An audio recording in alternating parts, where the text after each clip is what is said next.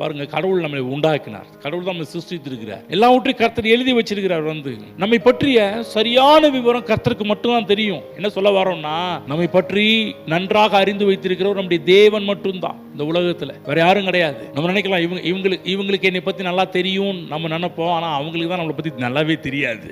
நண்பர்களுக்குள்ள பாத்தீங்கன்னா நிறைய சண்டை வரும். என்னடா உன்னை பத்தி நல்லவன் நினைச்சா நீ இப்படி பண்ணிட்டியடா அப்படின்லாம் சொல்லுவாங்க, திட்டுவாங்க, சண்டையெல்லாம் வர ஆரம்பிக்கும். பாருங்க, அது போலதான் நம்மை உருவாக்கின தேவனுக்கு எல்லா விவரங்களும் தெரியும். நம்ம யாரு, நம்ம எப்படிப்பட்டோம், எப்படி வளரணும் என்கிற எல்லாமே தெரியும்.